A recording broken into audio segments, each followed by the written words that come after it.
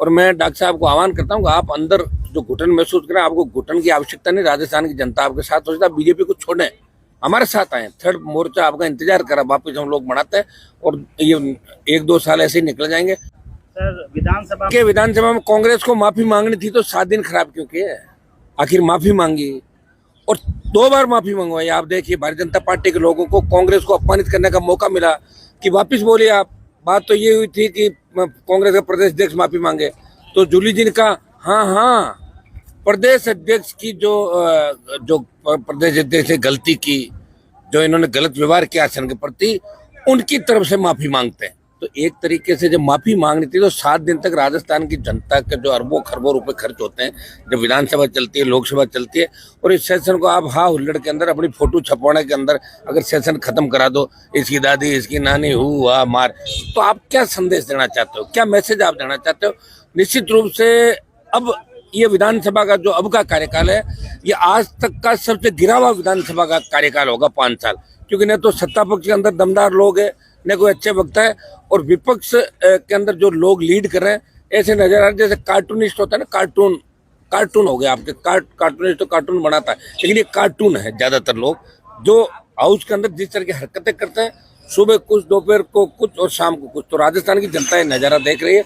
निश्चित रूप से कांग्रेस बीजेपी से राजस्थान की जनता उब चुकी है, उनको नया विकल्प मिला नहीं। और पहले भी क्या राजस्थान की जनता थर्ड फोर्थ की तरफ रही नहीं, हमेशा गठबंधन के साथ रही है।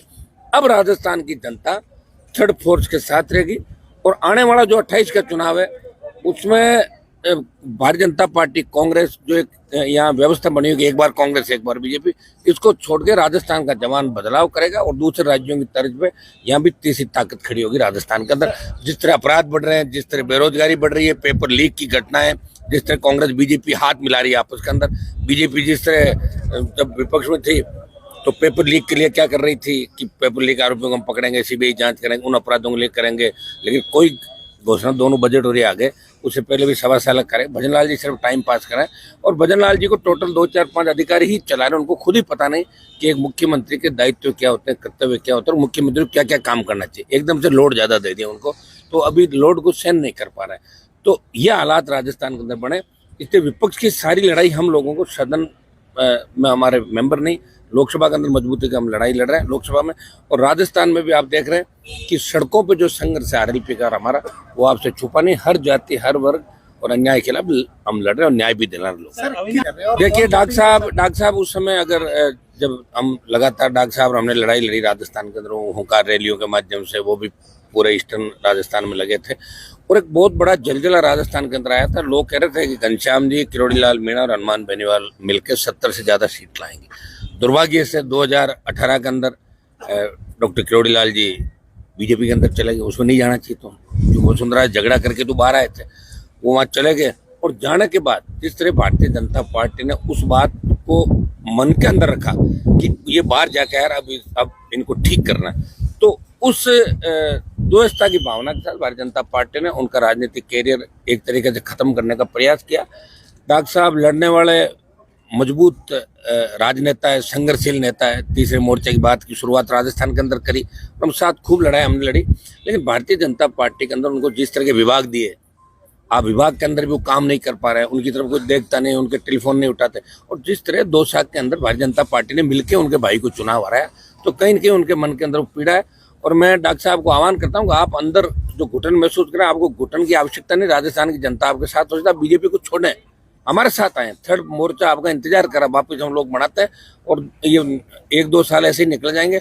और आगे अगर रहोगे तो इसी तरह बीजेपी के बाद फिर इधर तो उम्र तो बढ़ती जा रही है, उम्र तो वापस आएगी नहीं। तो मैं किरोड़ी लाल जी को यही कहूँगा कि बीजेपी में आपका कोई मान सम्मान नहीं, बीजेपी मन से किसानों को नापसंद करती है, हम लोगों को कभी पसंद नहीं करेंगे, इसलिए हमें बीजेपी के खिलाफ लड़ाई लड़नी राजस्थान की सड़कों पे, और कांग्रेस को भी खत्म करना। कांग्रेस सिर्फ किसान, जवान और अल्पसंख्यक के नाम पे हमेशा सीट ले आती है, वोट बैंक के नाम से सीट ले आती है।